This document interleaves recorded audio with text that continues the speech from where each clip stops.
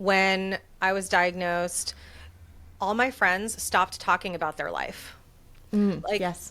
right? Like their shitty boyfriends or the crap they were dealing with at work. And like to a certain degree, I get it because the perspective was flipped. The gratitude is there. They're like, gosh, my problems aren't so bad. Like Elysia has stage 3 cancer.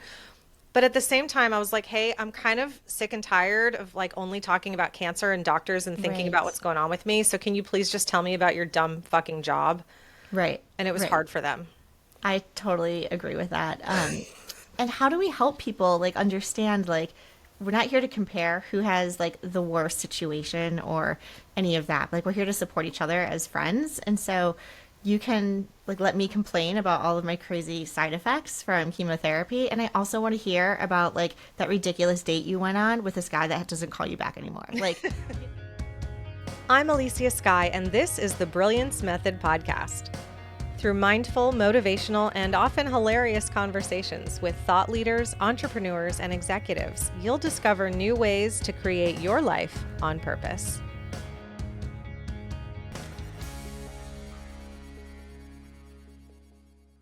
Hello and welcome to the Brilliance Method. Today we are hanging out with the amazing Laura Carfang, who is the founder and executive director of Surviving Breast Cancer, an online educational content and community-driven platform that really fills a gap in the breast cancer arena.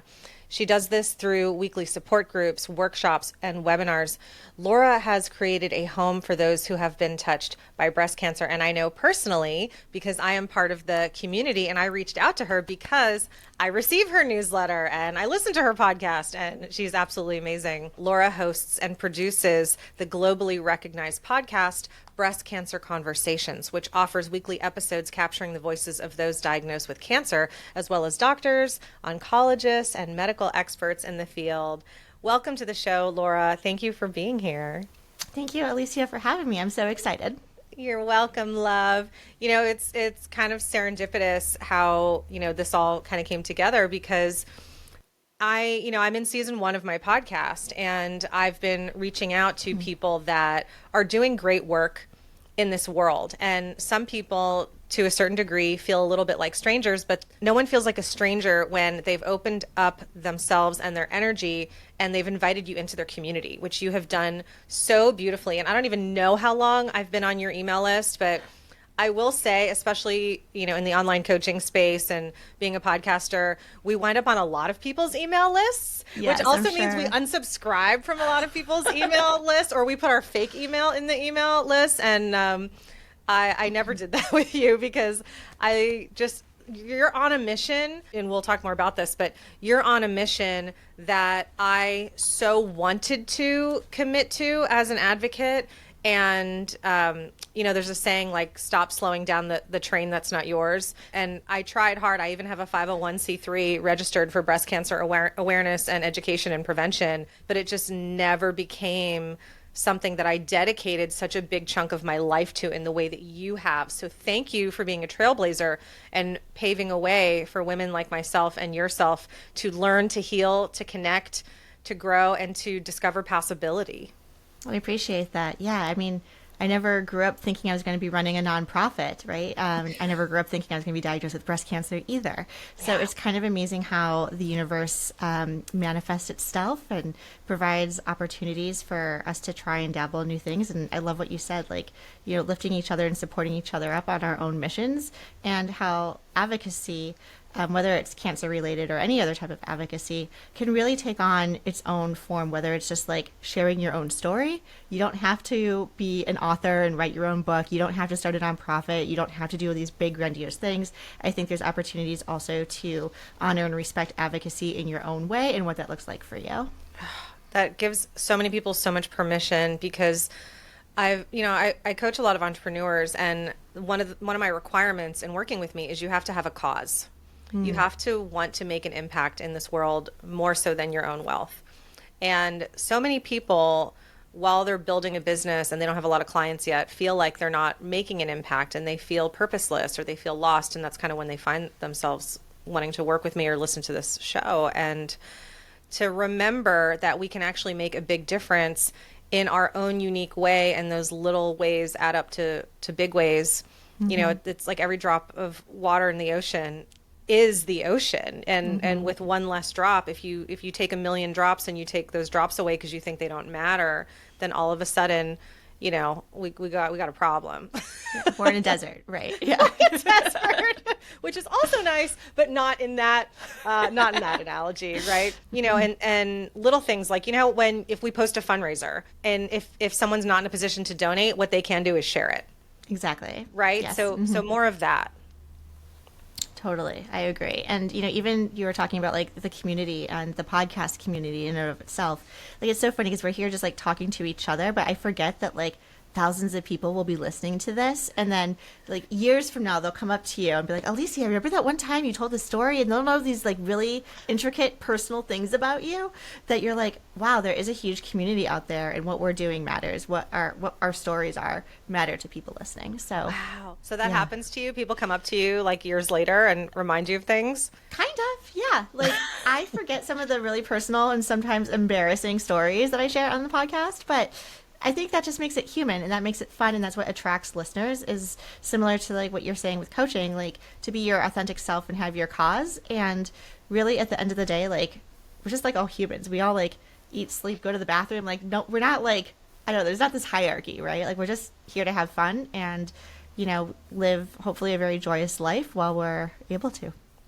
Yes. And what makes your show different than a lot of other breast cancer shows and conversations is the levity, is the lightness, is the laughter, is the transparency and vulnerability without shame. And that gives people like me who don't want to sit around and hear sad stories all the time a place to feel comfortable listening to real stories. And then I can release my own judgment of whether or not they should be labeled as sad. Like, that's actually bullshit, right? It doesn't mean that we don't have sad experiences or sad moments, but we're not defined necessarily by what we've gone through. I believe we're defined by how we choose to perceive it, reflect upon it, and change because of it.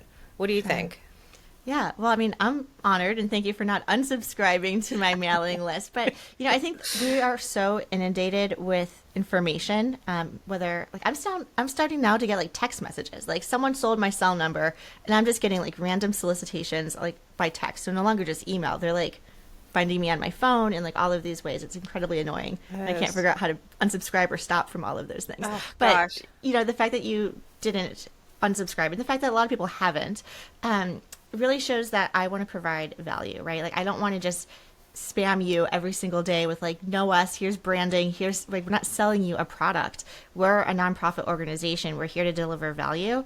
And that comes through education, community, and resources. And those are the three pillars that we really focus on to make sure that we can meet you halfway, right? Like, yes, we're allowed to acknowledge all of our feelings, the anger. It's almost like going through all of your symptoms of grief, right? Where you hear the word cancer, or a loved one that you care about has been diagnosed with breast cancer or any cancer. And you're like angry, you're frustrated. Why did this happen to me? Did I do something wrong? Is it contagious? How do I tell this information to my children? How do I tell it to my employer? Am I going to have retaliation at work if I share this with my employer or need to take FMLA? Like, you go from 0 to 60 in terms of this whirlwind and all of the emotions. And it took me a really long time to like cry it out, if you will. Like, they're like, oh my God, like, I found out I had breast cancer. I was in the waiting room or the doctor's office, and I just started crying. Like, that wasn't my story. It took me a really long time to like emotionally release everything that has happened to me, but not take the victim stance. And then in the same time, I found a lot of healing in sharing my own story. And the way that survivingbreastcancer.org really started out was I was doing YouTube videos. I literally was YouTubing, and this is like, 2017? So this is like, I don't know, like old school, like selfies and like bad lighting. And I'm talking into my phone, talking to my people that I don't even know yet. You went for it. You were trailblazing. I did. And it's just like, I am going to shave my head tomorrow. Like, do you guys want to watch? And I would like literally like take them on this journey with me. You did that? You shaved your head on YouTube? I did the cutting. Yes, absolutely. You are such a badass. I have like, oh yeah, the bald head, the bright red lipstick going. But what was so interesting was, and I would record when I got my port placed, I would record after various chemotherapy infusions. Like, I just wanted people to know, like, this is what a cancer journey looks like. Wow. And like, I didn't have the idea of the nonprofit at the time. I was literally just documenting my updates to really keep my family and friends in the loop of what I was going through, so I didn't have to repeat my story 100 times on the telephone. And like, at the time, I wasn't really much of a writer. I wasn't going to be sending these long, massive emails to people. So like, video to me was like my medium. And I was, I don't want to say like I was proud of my port that I had for my chemo, but I was like, I was showing it in the camera and I was talking about my port. I was like, oh yeah, it's been about a week. It's still a little sore and red, but I think it's healing. Like, it's coming along, like, I'm just telling the story. And then someone in the comments was like, no, girl, that is infected. You got to talk to your doctor. Oh And my I'm God. like, thank God someone like saw that. And then I was sharing that my port wasn't actually healing properly. And of course, the following week when I went to go see my doctor for the infusion, they would have found out anyway. But Yeah. the fact that we're just like sharing our stories and getting out there and then really starting to interact with my viewers was I don't know, a way for me to kind of cope with the trauma of a breast cancer diagnosis. Well, I totally resonate with, okay, I'm going to document it because I don't want to repeat my story over and over. And for people who haven't been through it, you could absolutely at least relate to when you've had to share bad news, right? Or if you've posted even that, someone you love passed away or you got fired or whatever traumatic experience you've been through, you don't want to keep reliving that story and telling that story, and it's exhausting, and we are so loved and people want to call us and check on us and how are you and da da da, and it's like we just kind of get tired of it. I remember one of my friends called me because I sent out an email when I got diagnosed, and I was like, hey, first of all, I want to apologize that this is an email, but I need you to know it's too hard for me to tell this story over and over and over to so many people because I'm so loved and there are so many people, right? Yeah. And I still had one friend who called me and was like, I'm pissed that you fucking sent me an email. Like, I should be on the list of people you call. And I'm like, sweetie, everybody on that list feels the same way that you do. And I love you so much. But like, not everybody understands how hard it is for us to just keep saying these things. And I wonder if you resonate with this, Laura, that when we start to tell our story over and over, we almost become disconnected to the emotion of it. And that's not good either, to a certain degree, right? Yeah, no, absolutely. I remember, like, you're right. People want to call and they want to check in on you. But then I got to a point also, I'm talking about like that kind of like anger, grumpy phase where it was like, they're like, hey, Laura, like, how are you? And I'm like, do you actually want to know how I'm doing? Or are you asking about my health? Are you asking about my diagnosis? Like, what actually are you asking and do you want to know? And so it was like this weird tension of like, okay, I know they're checking in on me, but are they checking in because they just want to hear like a health update? Or do they want to hear like, I don't know, like the dishwasher broke and now I have to go find a plumber and like all this other stuff. Like They miss their friend. They just want to hear some of the monotonous bullshit that we would always talk about, right? Exactly. A lot of that, and the health stuff too. I remember this. It's so hard to even think about. When I was diagnosed, all my friends stopped talking about their life. Like, yes. right? Like their shitty boyfriends or the crap they were dealing with at work, and like to a certain degree, I get it because the perspective was flipped. The gratitude is there. They're like, gosh, my problems aren't so bad. Like Elysia has stage 3 cancer. But at the same time, I was like, hey, I'm kind of sick and tired of like only talking about cancer and doctors and thinking about what's going on with me. So can you please just tell me about your dumb fucking job? Right. And it was hard for them. I totally agree with that. And how do we help people like understand like we're not here to compare who has like the worst situation or any of that. Like we're here to support each other as friends. And so you can like let me complain about all of my crazy side effects from chemotherapy, and I also want to hear about like that ridiculous date you went on with this guy that doesn't call you back anymore. Like, like let's just have those conversations. Because it helps you feel normal, right? Absolutely. Wow. And you were talking about, you didn't use the word overwhelm or fear, but that's the words that came through when you were describing that first diagnosis. And now I have to go to the doctor and now I have to let everybody know. And there's so many things, and there's fear of the unknown.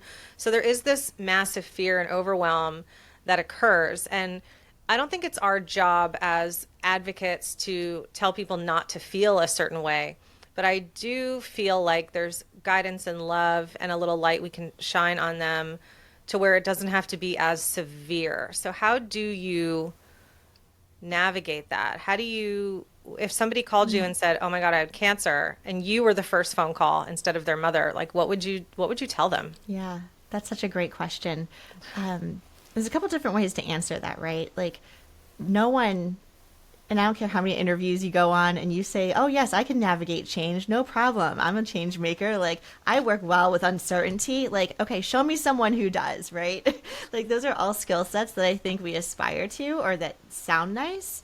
But at the end of the day, the unknown, whether it's job related, going through a reorg, getting a diagnosis, waiting to find out like if you're able to conceive, like all of these things drive levels of like emotion and anxiety, and we all handle anxiety in very different ways. With regards to finding out that someone else has breast cancer and they are reaching out to you for advice, I feel like I learned this probably not the hard way, but probably not the best way. So I would like give advice to myself, because well, a couple of things. When I started the nonprofit, I was really excited. I got the URL, survivingbreastcancer.org, set up my email, survivingbreastcancer.org. And I guess I wasn't expecting to receive emails from people diagnosed with breast cancer reaching out for help. I mean, I don't know why I didn't think that, because like obviously that's what I'm trying to do. But to literally come home and have like 50 emails in my inbox of these women sharing, pouring their hearts out with questions and fear and uncertainty, I think there was a level of like, I need to definitely make sure I see a therapist because I am taking on the weight of so many people that we're trying to help in the most positive way. Like, in these are amazing stories, and I am so glad that someone has found our organization and feels so comfortable to put themselves out there to email a complete stranger and ask for help. But then at the same time, no one like, I don't know, bubble wrapped me to say, hey, Laura, this job is going to be really hard because you are dealing literally every single day with people being diagnosed, people living with metastatic disease, and people dying from this disease. Are you ready for that? So that, I think, is part of that story of how we evolved as an organization. Wow. But then I also learned very quickly on to not like word vomit on people. Like, you know, there is so much in your diagnosis, whether as someone living diagnosed with stage 3 breast cancer, I was stage 2B, you know, all of a sudden you're thrown into this whole new vocabulary of like cell biology. Like I'm not a scientist. I know nothing about, you know, tumor cells or how they grow and divide. Do you ever talk to people and they're like, wait, are you a doctor? Right. Like you talk so eloquently about it. Yeah. Right, but you get to know about, you know, your hormonal status and if you're going to be on hormonal therapies or what type of taxanes and chemos you're going to be on, etc., or even what type of surgery you're going to have. Like, I didn't know that there were multiple choices in the types of surgery we could have. So my recommendation to someone, if someone's reaching out to you, you know, I wanted to give them everything. I'm like, oh, the hot flashes suck. Your joints are going to hurt. I was like, where are you now? What do we have to get through in the next 24 hours, the next week, and the next month? Like, let's just take it one chunk at a time to make sure that you can be present with everything that you're feeling and experiencing right now. And then know that you can come to me and ask as many questions as you want when you're ready for it. And so I will be a resource for you, and know that I will try not to like over project on everything I wish someone had told me. Because also people are at different levels of wanting to have information. There are some people that are like, knowledge is power, and I want to know everything, and let me print out that PDF on your website that has all of the questions to ask my radiologist. And other people are like, nope, I'm not even going to Google it. I trust the doctor. I'm fine. I'm just going to like, you know, go on my own path. And that people just respond differently. And so I think acknowledging where they are and how much information they want and how they want to receive it is important. That's so mindful and so generous. And we do have to meet people where they're at. And ultimately, people just want to know they're going to be okay. Yes. Right. Totally. And every once in a while, someone will say, hey, my friend or my sister or whoever is diagnosed, can I connect to you? Can you just talk to them? And I always say yes, no matter how busy I am. I always say yes. And I hope to be doing a little bit of the work that you have dedicated such a big part of your life to. And I'm so grateful that I can share your resources with these people when I talk to them. And they always want to know, am I going to be okay? And the answer is 100%. You're going to be okay. Like, what I mean by that, even from a spiritual perspective, your soul is perfect love. Like you're going to be okay. Your soul is you're already good, right? So what you choose to do next as far as the action you're going to take and the way that you perceive and emotionally experience this diagnosis and treatments if you're going to do them or whatever happens next, like that's up to you, and you can decide right now that you're going to be okay.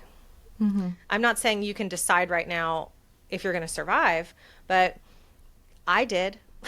I Yeah. absolutely did. And Yes. I'm not saying that's easy for everybody or even possible to consider. And I think there's also a connection to, you know, where we're at from a mental health perspective before we get diagnosed, right? That when we hear a Absolutely. diagnosis, it's either another, you know, like piece of shit on the pile, or it's, oh, okay, here's just something else, you know, and for people who believe in God, right, they say God doesn't give you anything that you can't handle.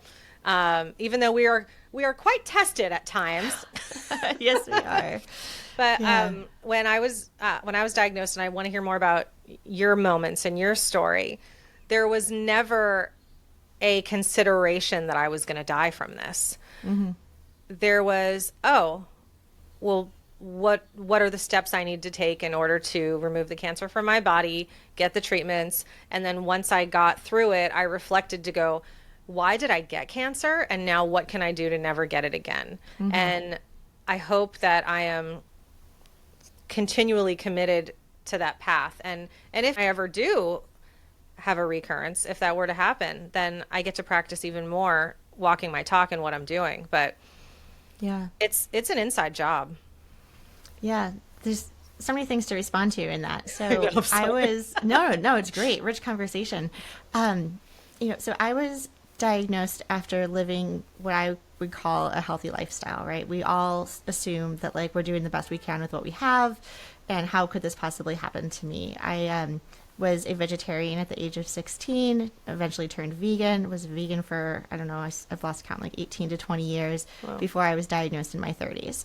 So the fact that I was like active, way into sports, working out, running, eating well, cutting out dairy, all of the things, I can't believe I got cancer. I have no family history. I did genetic testing. There's no predisposition. It was really like, how is this possible? So I never thought blame. I think I was in shock because, especially when you're going through such harsh treatments, and to what you were saying too, like you want to do everything you can to make sure that you don't get cancer again, or to make sure that you can fight as strong as you can within a compromised immune system, going through all of this. But I was so upset that I was like, I'm going to drink wine. I don't really care anymore. Like I did everything right and I still got cancer, and I'm still very upset. I'm better now, but I still get really upset because there's a lot of studies out there, and they're wonderful studies that are showing the benefits of exercise and how that can mitigate your risk against cancer, keeping a healthy weight and the nutrition and all of these things. And I believe that. I think that's very helpful. I also have to say, like, I thought I was doing that, and so I'm a little like miffed by the fact that these are still the recommendations. What I've flipped that narrative around to be is I was able to get through chemotherapy as well as I did because my body was so strong going into this type of diagnosis. I was able to recover from my surgery in a really great time, have fantastic mobility with, upper arm body movement, strength, etc. So kind of bouncing back to where I was versus I think a lot of times if you're not already living a healthy lifestyle, cancer can be a trigger to change and modify your lifestyle. But to tell someone who has never exercised, like they don't go on like 30-minute walks, they don't move their body, they have a very sedentary lifestyle, to tell them you have cancer, now you're going to go through treatment that's going to make you very tired and fatigued, but I still want you to start working out, that is much harder of a place to start from So than discouraging. before. So, I just kind of share that because I think exercise and diet play such a huge role in outcomes. But I share this with people that, like, yes, even vegans can get cancer, and cancer really doesn't discriminate, and it's nobody's fault. So I think that's like really important to acknowledge. The other 100%. thing that you were saying about, just saying that you're going to be okay, I think is really, really helpful. And I'll find that also in like a religious context as well. I never thought I was going to die with my diagnosis, I was actually quite naive about cancer. I didn't know much about it. There's cancer in my family, other types of cancer, but we never really talked about it as a family. It was really like so and so's sick or not doing so well. Like we didn't really, I don't know. We're very private about the health care, health piece. We're not anymore because I talk about it all the time, but we were growing up. You warmed him up. Yes. So when I was getting a full body bone scan, I was like, oh yeah, we're just going through tests. Like we're going to get a full body bone scan. We're going to do a CT scan. We're going to do all these things. To me, it was just like, oh, we're just doing all the tests because we're trying to find out more about the cancer. I never actually thought or connected the dots that a full body bone scan was to determine whether or not the cancer had spread to other parts of my body, that there was a possibility of having metastatic breast cancer de novo at the stage of diagnosis. That's what they were looking for. But like, it wasn't articulated like that to me. They're like, oh, we're just going to like run a whole bunch of tests and then we'll have like a meeting. And so like kind of hindsight, right? Like sometimes that naivety, I think, is like, it was fine. Like I got a nice printout of my body. Like I look like a skeleton. Like it was kind of cool. But, like I had no idea the extent of how cancer can really kill you. Like I mean I know in theory that happens, like in reality that happens, but like I don't know, like out of body experience, like I was like that's not me. I don't know what's going on here. Like I'm still grappling with the terms that I have breast cancer. But the piece about being okay, I think from a spiritual perspective, is if I end up dying, my belief is I go to heaven, and that is God welcoming me into his kingdom, and I am okay. And if I don't die from this, God is giving me another opportunity to stay here on earth, and that is okay too. So like both of those both of those mindsets, I think, gave me a lot of relief. That waking up on the day of my surgery, I was like so happy. This was the day they were going to literally scoop out the cancer, literally take this disease out of my body, and I'm going to wake up already feeling healthier, have like my eyes are going to be brighter. I'm going to just feel so much gratitude and life coming back into me, knowing that this thing that was trying to kill me is getting ripped out of my body. And so I don't know, I tried to really frame it in a very positive, celebratory way. Instead of, oh gosh, I'm going into cancer and I'm going to have all these drains coming out of me. I'm not going to be able to like lift my arms above my head or get dressed by myself, can't lift, the jug of milk or anything. Like all the things that they tell you can't do after you've had surgery. But it was really, for me, a celebratory day. Wow. And that, it's not a cliche thing when people talk about the attitude of gratitude. It is a life-saving thing in this situation, because it wasn't just your physical health, it was your mindset. And the blessing in that naivete also comes from your gratitude. And I'll also say, from hearing you talk about yourself, Laura, your intuition. Thank you. You're welcome.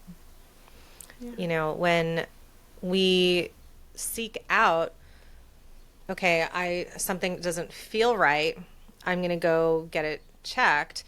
There's an intuitive piece connected to that. And I remember I was in a garage going to my car, and I had my arm wrapped for lymphedema. And the security guard comes up to me and she goes, "Excuse me, what happened to your arm?" And I got so tired of talking about it, because I have lymphedema. They removed 22 lymph nodes. Now I have this as a side effect from breast cancer. A lot of people don't know about it. And so it just became like I said earlier, this autopilot speech with no emotion attached, which made me feel even shittier about myself. Right. Yeah. So, I tried to avoid, for a while, I was avoiding those conversations, or I wasn't even being forthright about what it was, just to end it. And this woman comes up to me and she's like, "What?" The security guard out of nowhere, just, "What happened to your arm?" And I said, "Actually," and I told her the whole story. Wow. And she said, "I have a lump in my breast and I've been ignoring it because I'm scared about the medical expenses, but I have a little girl and I don't want her to lose her mom. Yeah. So meeting you today and you telling me what's going on is a sign that I need to get this checked out." I was like, there it is, right? Something in her intuition told her, go ask that girl about her arm. Because most people assumed I had a sprain or a break or something like that, or a burn, right? The way that the lymphedema bandages, it could look like a burn. But she was guided. And I hope, I didn't stay in touch with her, but I hope that that saved her life. And I hope that that gave her daughter a mother for the rest of her life, Yes. for however long she's meant to be here. And when you listen to your intuition, or if anyone is listening has an intuitive feeling that something is off, even if you don't feel any lumps or bumps, right? If you're not traditionally a hypochondriac, if you're not historically a hypochondriac, then Yeah. intuitively something's up, right? And our intuition doesn't always feel like, rainbows and sunshine. Sometimes we get an intuitive hit because we have to save our own lives or help someone with theirs, or Yeah. change a potentially traumatic situation. So I want there to be more emphasis in the conversations around breast cancer about really listening to your intuition, because I bet if more women really sat with themselves quietly, they could remember the moment they had the feeling before they even knew. Yeah. That actually leads me to a question talking about like intuition, right? Like that's something I'm trying to cultivate more of. And so what do you have a practice of like building that intuition? And I think just being able to like sit there in silence for a little bit and like hear your body is something that we don't do enough of in our very busy, overstimulated world. Absolutely. Well, I'm so committed and dedicated to this work. I created not just this podcast, but I have an online course and a coaching program called the Brilliance Method. And the very first module of the program is listening to your intuition. Wow. Okay. Because of this, Laura, because it saved my life. So I'll tell you that story in a little bit. But my guidance for you and everyone watching and listening is it starts with mindfulness, which means it starts with being aware and just practicing awareness. So right now you have earphones on, you have headphones on. Can you feel them sitting in your ears? You know what? I do, and I like that feeling. I don't know if that's like really weird, but like I actually, and I don't know if you've ever done this, maybe this is like not the point of your example, but have you ever just put in earplugs, like even when you're in the library, you're just like in complete silence? Yes. And I put in the earplugs and like my ears relax. Like to not hear sound, like we've never given our ears that opportunity. I know that sounds like super weird. That's like a really weird tidbit I just shared that is going to come to haunt me like years from now when someone's like, I heard that you on the podcast say this. No, you're onto something. But- I have the Bose, those Bose headphones that, they reduce all background noise. Yes. And I find it to be essential because there is so much noise and mishiga and distraction going around. And that, if we don't have a practice of presence, puts us in a state of constant distraction. And if we're distracted, all that is that mental chatter and observation versus clarity and quiet for us to hear and feel what's happening in our life. So it starts with just acknowledging, like I'm wearing a bracelet, you're wearing a watch. We have underwear on potentially, right? Some of us wear bras. Most of us don't anymore, right? So it's like whatever you're wearing, your undergarments or your watches, your glasses, your earphones, if you're watching this or listening to this on your cell phone, do you feel the weight of the phone in your hand? Do you feel your watch on your wrist right now, Laura? No. Right, because we're so used to it. But if you tune in, you can just close your eyes for a moment, tune in until you can feel it, and tell me when you can finally feel it again. Yeah, I can feel it now. Okay. So that's where it begins. But I had to concentrate. Like I had to think about it, identify like, is it on my right or left arm? Then I have, it's a Garmin sports watch. So it's like a larger face. So it's a little heavier, right? Yeah. Yeah, all those things matter. And it's okay that it took you a moment. In the searching for it, that's all you were thinking about, right? You weren't thinking about your calendar and who you have to talk to next and when your rent is due and all the anxiety and worry. All you're doing is thinking about this moment right here, right now.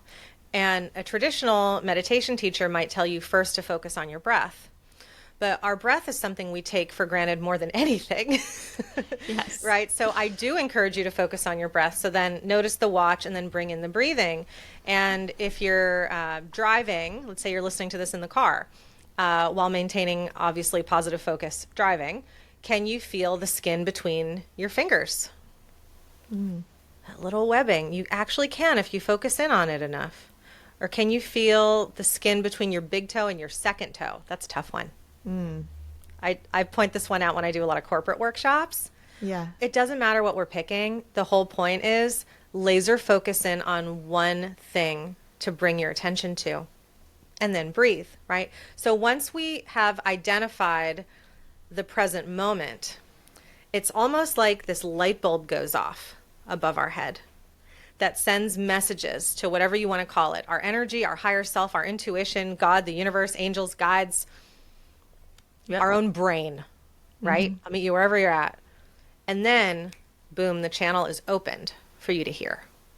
But if you're always busy, you're always distracting, if you always have headphones in and they're always playing something, unless it's like, some sort of 7.5 hertz, blah, blah, blah, meditation music, right? Unless you're doing that and you're choosing to do it, it's going to be so noisy, so messy. You're going to miss the moments that you're meant to pay attention to. Yes, definitely. So that's my first tip for you. And I would also keep an intuitive journal. Oh, I haven't heard of this idea. Okay. Tell me more. So you can do it on your phone, or you can actually have a journal that you carry with you, because we are intuitive. Our sixth sense is just as powerful and important as seeing, hearing, tasting. It is there. It is palpable. For centuries, we relied on it to navigate our lives. We even went to seers and soothsayers and all these things, right? And then our focus was redirected as society became kind of what it is. Hey, pay attention to this one leader, this one teacher, this one whatever. But we were originally put here to listen to and trust ourselves and our community. Well, I'm a big journaler. I love writing. I love journaling. I love capturing thoughts at the beginning of the day, setting intentions, all of that. But I've never done it in the practice of intuition. Intuition. Okay, so there's two things you could do. So thank you for that. One, you get hits all the time. You think about somebody and then they call you. You think about a song and then you hear it. Right? You wonder if that person ever got back to you, and then all of a sudden the email shows up in your inbox. Okay? So from a scientific perspective, was it that, you created it, you manifested it, or you just had a feeling, or it was the right time, or whatever? It doesn't matter. Okay? What truly matters, what's truly occurring, is you're present and you're listening and you're focused on something, and then it happens. So write it down. I call it like a little psychic journal. If you like that word, it's just fun. Or you can call it an intuitive journal. Anytime you get a hit about something and you were right. Right? So write down the hit. Hits. These are the hits. These are the thoughts. These are the feelings I'm having. Right? And then next to it, as it reveals itself, make a little note about when. And the gaps will get filled in. Wow. Okay, cool. Yeah, and the more that you pay attention to it, the more confident you'll feel expressing it to other people. Nice. Sometimes, Laura, you don't know why you just know. Oh, definitely. Yeah. So I think it's like our female superpower. I'm like, that gut feeling you get, we have that. 100%. Okay. And they call it a gut feeling because we actually have brain cells in our gut, which is interesting. But what it truly is it's a heart-centered feeling, because it is a knowing. So you already know that that's a real thing. So now you just hone in on it even more to be able to access it. And you just do that through quietness and meditation and whatnot. And I'm happy to share a meditation practice with you. And maybe I'll come on your show and we'll talk more about 100%. this. Okay. But yeah, that intuitive piece is essential in our diagnosis, in our recovery, in our prevention, in our advocacy for ourselves and others. When you just know something isn't right, you have to ask questions, and you have to keep asking questions until somebody hears you and takes action on your behalf, even if it's just to shut you the hell up. Exactly. Yeah. Get that test, get that screening done, find someone who will. We talk a lot about the roadblocks we get in different types of disparities and gender disparities, race disparities, et cetera, in the health system.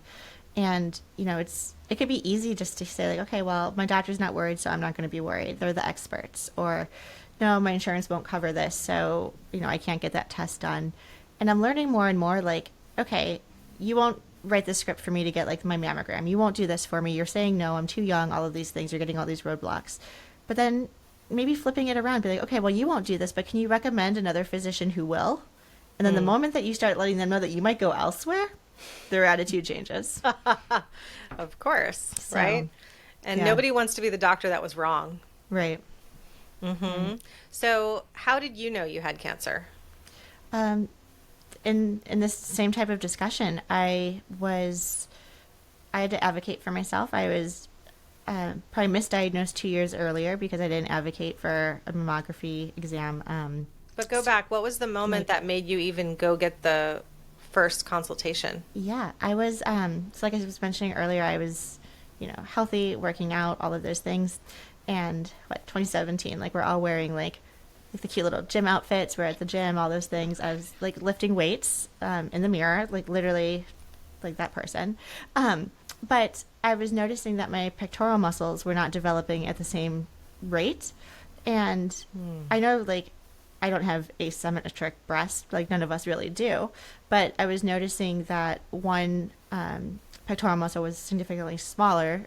I don't want to necessarily use the word shrinking, but not growing and developing the muscle tone that the other side of my body was. And like, I don't know, like when you work out, like you kind of like develop evenly. So I just thought that was like a little weird. But at the same time, I'm like, if I wasn't like wearing a skin tight shirt at the gym, looking in the mirror, so in tune with like trying to build muscle and strength, I might not have noticed that there was a visual cue that something was not right. Wow. And then when I was in the dressing room, or I think maybe it was even like later that evening at home with my now husband, I was like, does this feel weird to you? Does this look weird to you? And there was dimpling happening at the skin. So like, yes, it could present with a lump. It could also present with dimpling. It can present with pain or warmness to the touch as well. And so again, just being in tune with what is your normal. And I was like, okay, this is kind of like looks weird. Like let's watch. It wasn't like a watch, wait and see. Like I was like, let's just look into this. And the more I was aware that this does not look normal, I was like, we have to get an appointment with my primary. Let me go see if I can get a screening and just kind of like see what's going on with it. What were your feelings or thoughts about it? What was your intuitive hit about it, or did you not have one yet? I think because I was so naive about cancer in general, like I didn't really know. I was like, it could be cancer, but it was almost again that like out of body experience, like looking down at like, oh, that could be cancer, but like that wouldn't have happened to me because like I'm healthy. Very healthy, yeah. And I think we all have those experiences too, where like we are healthy. We are like, especially like when you're young in like your 20s and 30s, like you go to the doctors, like your blood pressure is good. You're not getting old yet with all the ailments happen. You never want to go to the doctor again, right? Like I was always like, oh, you're like super healthy, except now you have cancer. I'm like, well, how did that happen? I also, and this is more just like awareness sharing for your listeners too.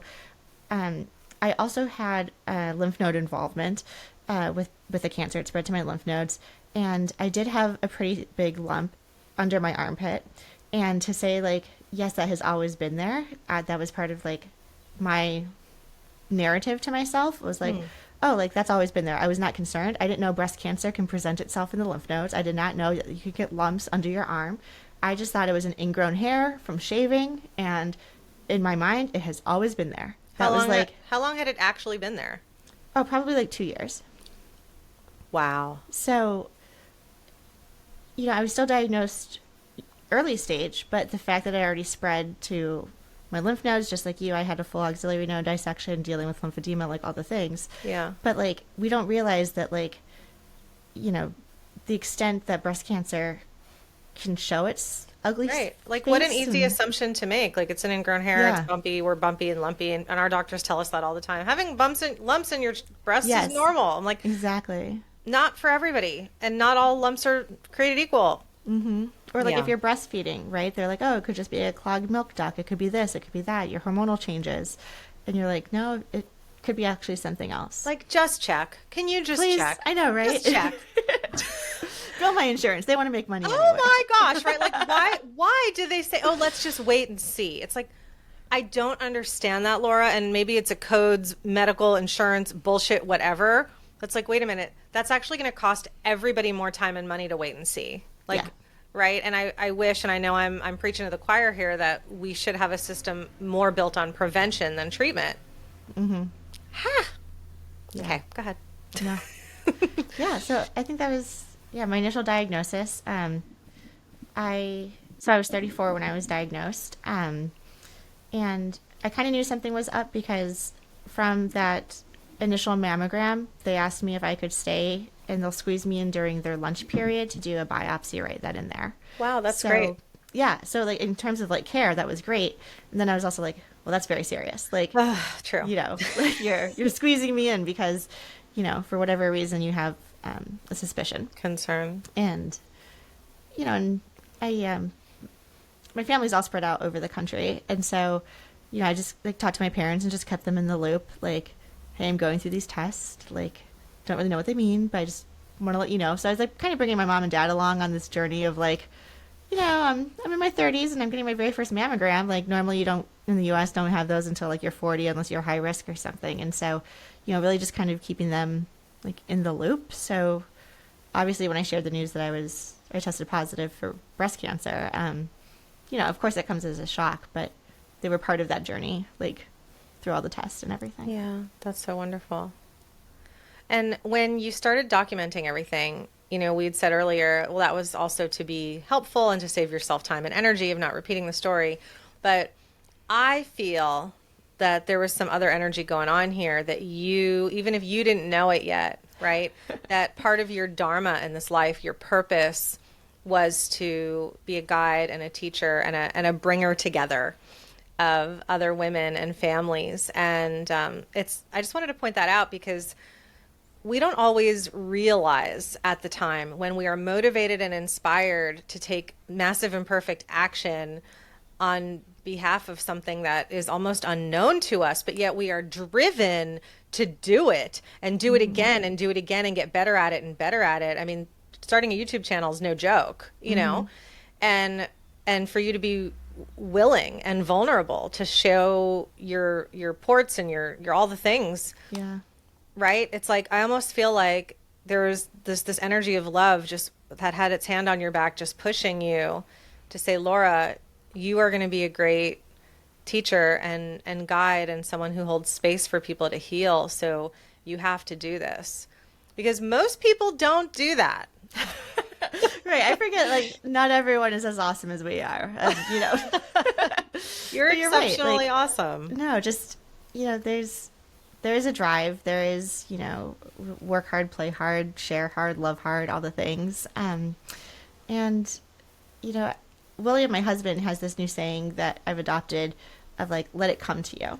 Like, sometimes I get so worked up about like the nonprofit or, oh my gosh, like it's the summertime, like no one's sponsoring us. I got to wait till Breast Cancer Awareness Month for our biggest like donations to come in. And there's like, like cash flow, ebb and flows. And just like when you're running our nonprofit, like, yes, I'm here to provide 100% free services and programs to our community, but it costs money to like run a nonprofit. And so like we can't lose sight of the generosity of like individual donors and then corporate donors and grants makers and all of these people. But it's a very stressful role to be in because I know that we need money in order to facilitate the programs. And it's my job to not just create and provide the programs, but then to make sure that we're bringing in the money to be sustainable. And, there'll be times where I'm just like freaking out, like an application is due tomorrow and like it's 10 o'clock at night. I'm tired. I don't even know like what I'm writing anymore, but like, I don't want to not hit submit because then I definitely won't get the funding. I need to at least put my name in the hat to like be considered for the funding and then have them reject me, which is fine.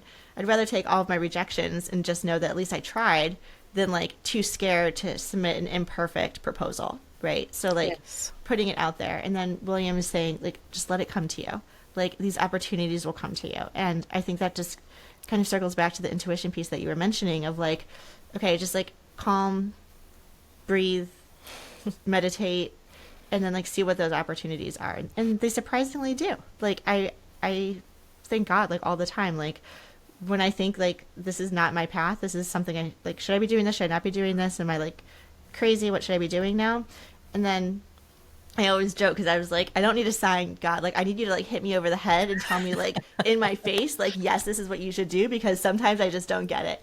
And they always happen. Like things will just magically like, not even like a coincidence, like stars align and I'm like, oh my God, like this isn't just a coincidence that, we're creating a program to support caregivers And I just met with someone on the podcast who was talking about being a caregiver with her husband and all of these things. And I'm like, oh my gosh, like, this is alignment. Like, this is literally like someone slapping me over the head saying, see, told you so. You're doing good work. Keep going.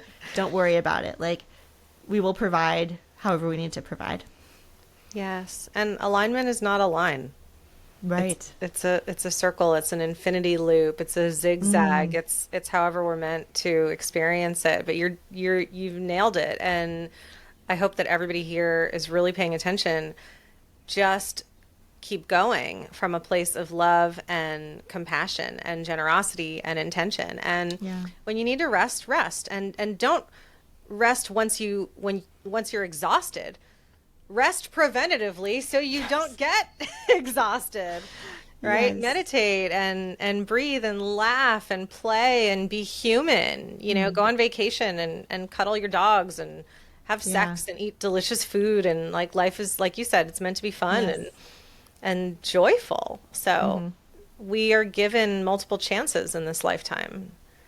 Absolutely. It's not just, okay, I beat cancer, now I have a second chance at life. It's like, every day I wake up and I say, thank you, God, for returning my soul to my body.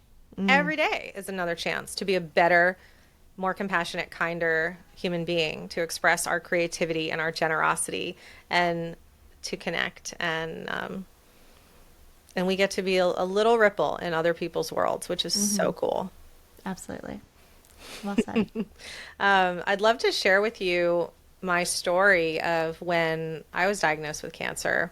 Please. And I'm happy to talk about it on your podcast too, because it's connected to intuition. So now it's kind of like in alignment with what we've been talking about.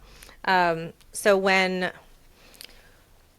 I was 23, I was living in LA. I was pursuing acting full time. And that also meant that the way that I was treating myself was that I was less important than what other people thought of me, what casting thought of me, what the industry thought of me, what my acting teacher, my martial arts teacher, all the things I was doing, right? It was like, how can I be the best version of myself, but to a detriment, right? Like, I need to do this. I set goals like, I'm going to get in the Screen Actors Guild in the first 6 months of living in LA at 19. I did it, right? I'm like, what else can I do? What else can I do? Hitting these milestones that I decided needed to be hit. And I also believe, and this is going to lead us later into a conversation of why do we get cancer, right? I also believe that I had a lot of unhealed trauma in my life that I didn't look at, right? That I believe manifested in these ways. Because I also BRCA negative, no family history, right? 24. Wow. So I was in a terribly dramatic relationship. We'll just put it that way.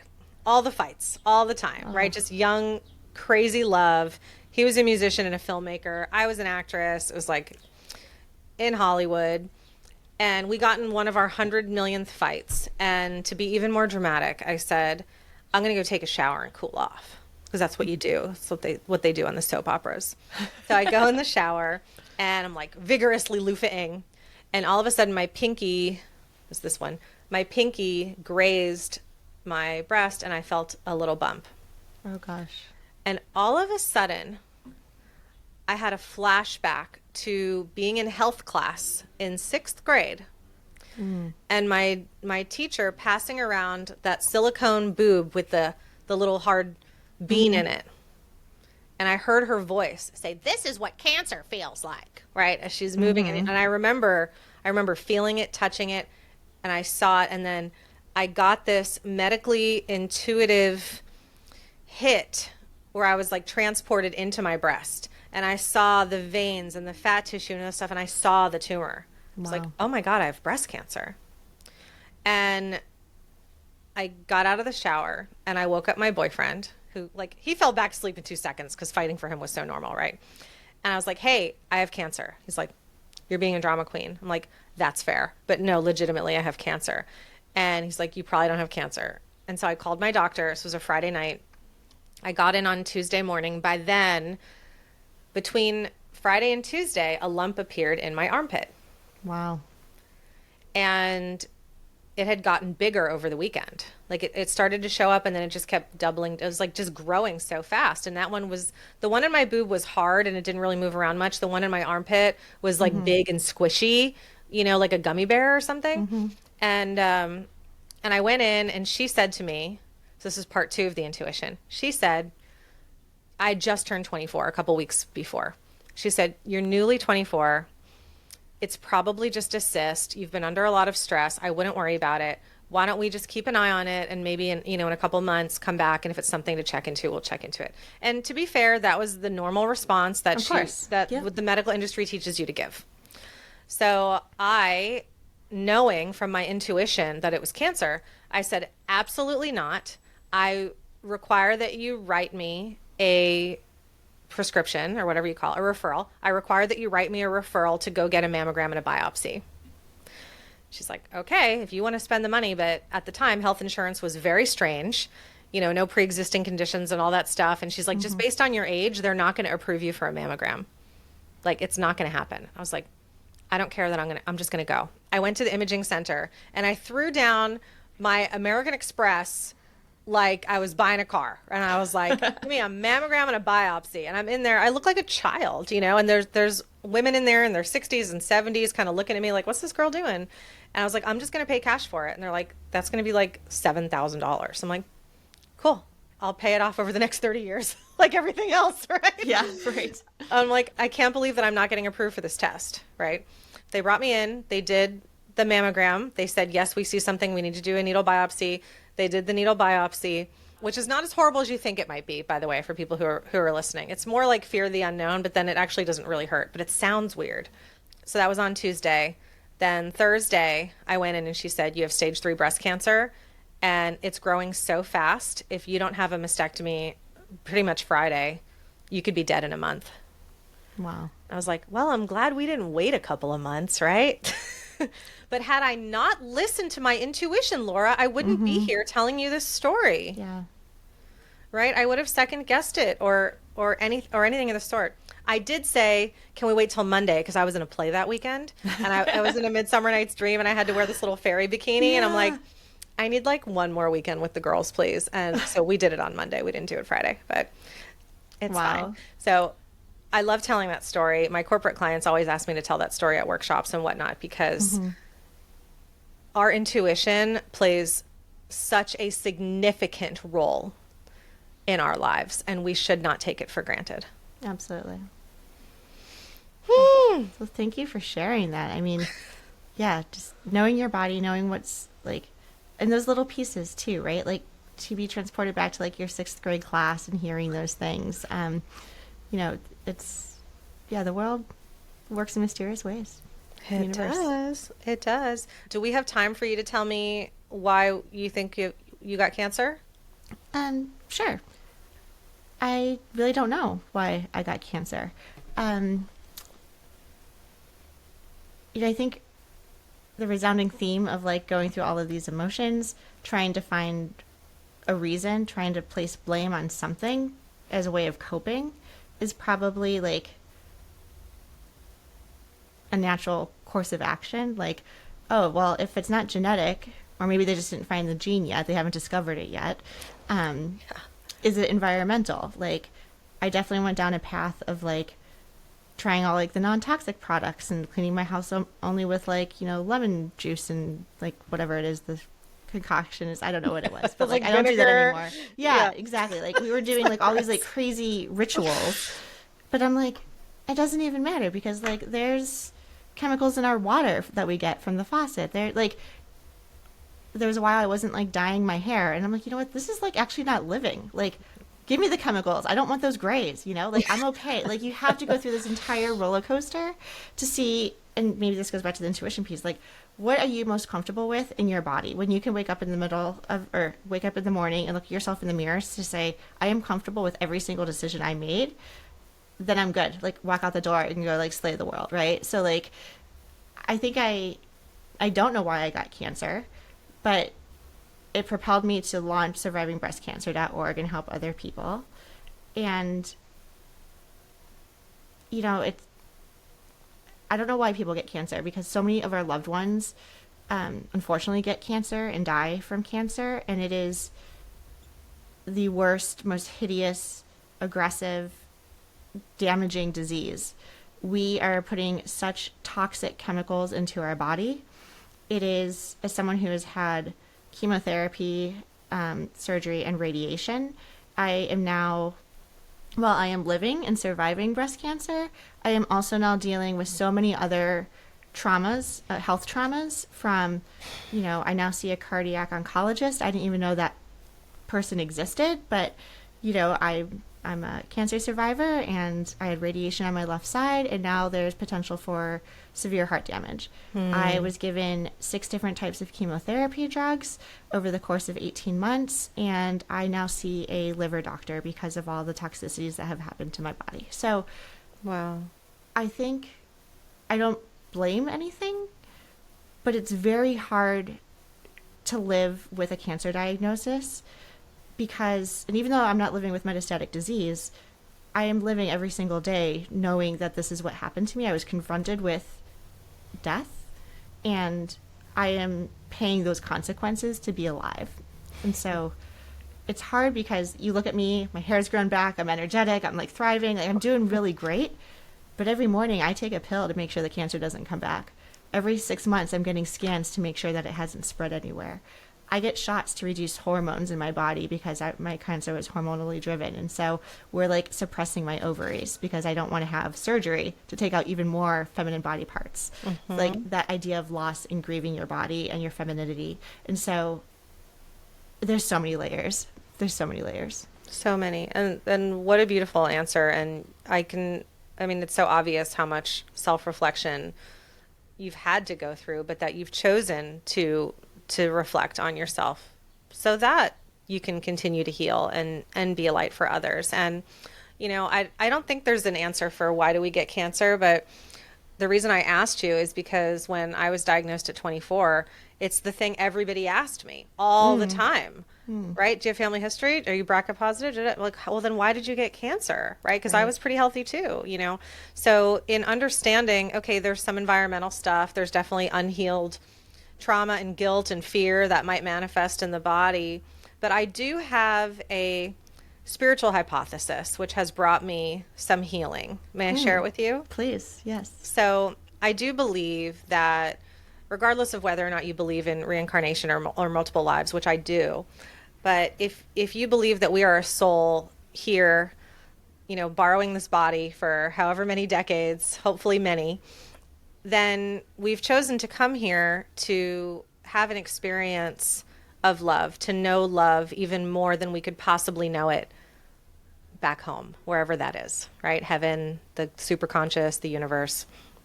So if we're here to know love even more, because if you are perfect love, which a soul is, how could you know how great you were unless you got to experience a little bit of the opposite of that?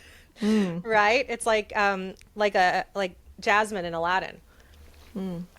She wanted to leave the castle because she wanted to know what it was like to not live a life of a princess. And it wasn't that she wanted to have less or be less than, but really, in order to really appreciate who you are and what you have, you might need to see what's on the other side of the wall, right? Yeah. So I believe on a spiritual journey, we're here on this earth, be it a dream or reality, whatever you want to call it, to see what's on the other side of it so that we can know ourselves even more as a spiritual being. And perhaps part of that blueprint, whether it is as specific as breast cancer or as vaguely outlined as illness, would be in our blueprint so that we could learn forgiveness to take us back to that home of love. So I feel like it's part of a spiritual journey. I know that was a long-winded way to say it, but I believe to a certain degree it was a spiritual choice to experience an illness. And for some people, that's a hard pill to swallow. And I explained this a little more bluntly at a workshop once. And a woman came up to me and said, by the way, I donated to your nonprofit. I loved everything you had to say, but I just need to tell you, my son died when he was 5 of cancer. And I don't believe that his soul came here and chose to die of cancer. And I was like, I can't argue with that, right? Like, I can't even imagine the horror and the trauma that she went through. But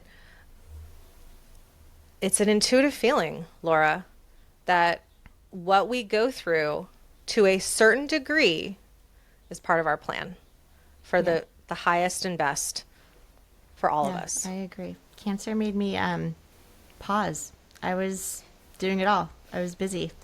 I had to cancel a trip. I was leading a cohort of students down to Chile over a November Thanksgiving break. And I had to cancel and find a replacement to lead the group because I was starting chemo. Similar to your story, like, you got diagnosed, you were in surgery. I was diagnosed, they started a chemo immediately as part of my plan. And I immediately had to, reschedule conferences, talks, like my career, like all of these things. And so it brought me to a halt. I probably started the YouTube channel because I needed something to do. That's fair. I was like, I'm not good at just sitting around being sick, like, Yeah. But I think I would agree to some extent that, it was a sign that something negative was happening and I needed to pay attention to it. And so cancer forced me to like literally stop and pause and reassess and course correct. Yeah. And despite all the medicine you have to take and the side effects of all of it, do you feel to a certain degree your life is better now than it was before? Or is it just different? That's a good question. I'm going to go with, it wasn't bad before. Right. I love my life right now. So I'll just say, like, it wasn't bad before, but I love my life right now. My best friends are people in our survivingbreastcancer.org community, the people that I resonate with immediately. It's like, hi, Elysia, I just met you. Let's talk about our breasts. Like, who else can you talk to? Like, your best girlfriend, like, you don't even approach that way, right? Or, like, we just talk about, like, oh, my gosh, I've been diagnosed with metastatic disease. I have to, like, write a will. I have to figure this out. What do I do with my kids? Have you come up with, like, an estate plan? Like, who talks about that when they just meet you? Hardly anyone. Because it's, like, life is short. Life is precious. And I want to choose to surround myself with people that I love and that love me back, and that I want to meet people. I want to have experiences. I want to travel the world. I want to see all these things and like do all these things because I'm here. And that I think is so invigorating to me. Like I'm just like I'm living a really good life right now, and I'm very busy and exhausted all the time. Drink way too much coffee, but like loving life. And I think that is something I want other people to experience. Like breast cancer sucks. I'm not going to sugarcoat it, but it has brought me to, a way of life and giving and education, and that I wouldn't change. Beautiful. That's gratitude right there. I definitely like who I am more now than I did when I was 23. Yeah. I'm more at peace at who I am. Like I'm more comfortable in my own skin. Yeah, and we fought hard for it, know, and we still do. So tell me about Tell Cancer to Go Take a Hike. What is that? Yes. Oh my gosh. So this is our second annual fundraiser. I am hoping, I'll just put this out there in the universe. Like I want to be as big as like Komen. Like they have walks all over like the country, right? So like we're starting small. We started last year. But this year, 2024, on October 19th, we're going to go collectively tell cancer to hashtag go take a hike. And we are going to, wherever you are in the world, I'm based in Boston, but like we have a whole bunch of people who are starting teams and fundraising teams to raise money for our organization, survivingbreastcancer.org. We already have 6 team leaders. We have one in Arizona, I'm in Massachusetts, someone in New Hampshire, someone in DC, and they're finding locations to like meet on the 19th. They're going to bring family and friends, and they're all just going to go, whether it's a hike up a mountain, it could be, a walk around the park, it could be a walk around the block. Like you don't have to be in like the best shape, like climbing, Mount Everest. But the idea is that we're going to be together as a community and collectively like raise funds for survivingbreastcancer.org, and in doing so telling cancer to go take a hike so we can provide the emotional support resources that we offer. Fantastic. Well, we will definitely be including that in this video description. I hope our listeners and those who are watching will form a team, be a team captain, reach out to Laura at survivingbreastcancer.org. I will definitely do it here in Nashville. So now you got a Nashville Oh my gosh, team love captain. All right, I can't wait. Amazing. And we've got a beautiful bridge here downtown, and people walk across the bridge, or sometimes they roller skate across the bridge. So we'll do the bridge in the park and We should whatnot. have like the Brilliant Method be like one of our sponsors. Like, There we go. Get your name on the back of our jersey. Perfect. Yeah, we'll talk. We'll talk. Okay, we'll talk. Thank you, love. Thank you so much for committing your life. We didn't even talk about your other job, but I'm definitely going to have you back on this show. So thank you so much, Laura, for committing so much of your life, your time, your energy, and your heart to this mission, to people like me, to our listeners, to your audience, and for committing to be happy. Thank you. Elysia, it's a pleasure. Thank you for the great dialogue, the conversation, and having me on your show. You're welcome, love. All right, I'll see you soon. Bye. Bye.